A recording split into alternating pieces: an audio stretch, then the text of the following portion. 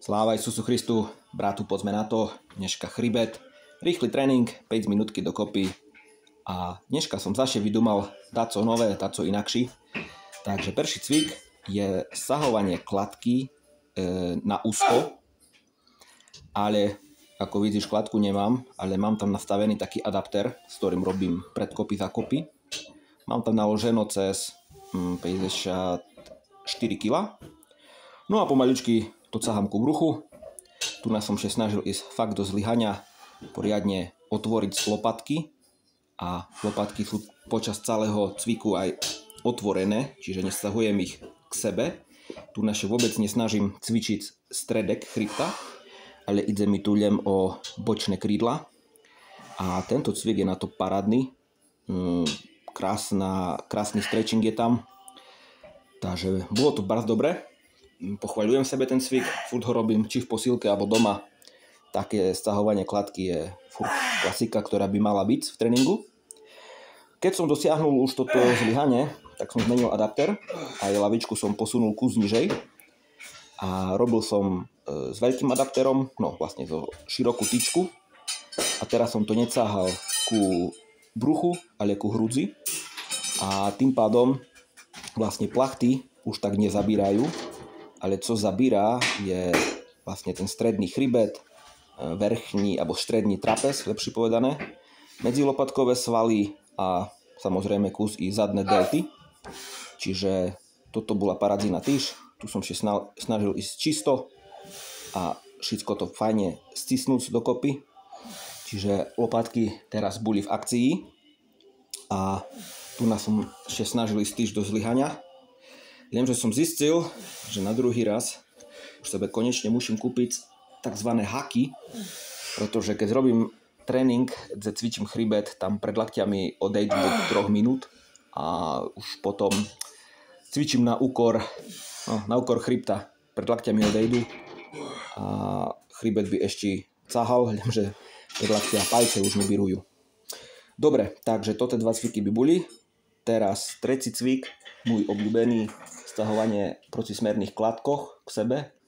Čiže vlastne limituje to také klasické stahovanie kladky. Viac menej ten istý cvik, len kus inakší tam zabírajú svaly. A tu som mal ten istý problém, co i predtým.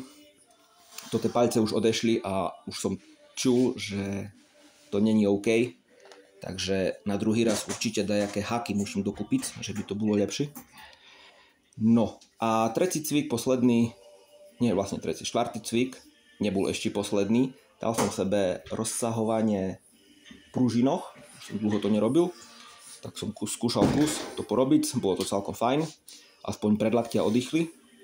A celkom posledný cvik bol taký špeciálny, ľahnul som sebe na lavičku, ľahnul som na brucho, ulapil som 2 jednoručky, 2-kilové a snažil som sa to za sebu cáhať. No a tu som fakt dosiahol zlyhanie. Zlyhanie. Mozgové zlyhanie by som povedal, pretože už to bolelo jak šviňa. Samozrejme dalo by še, keby som začal s tým nadrucovať, jak šalený, ale reku, kašlem na to. Už čujem, že toto svaly majú dosť. Poriadne som ich vyžmykal, tak najšie idú regenerovať, nebudem ich ešte viacej byť. Dobre, bratu, to by bolo dneška všetko z tréningu. Najšie trimše, jutre uvidíme, jutre bude hruď bude, dajaké tlaky, daco také. Takže tak. OK, majšie, buď zdrav a tak rob, že aj dobre bolo. Čaves.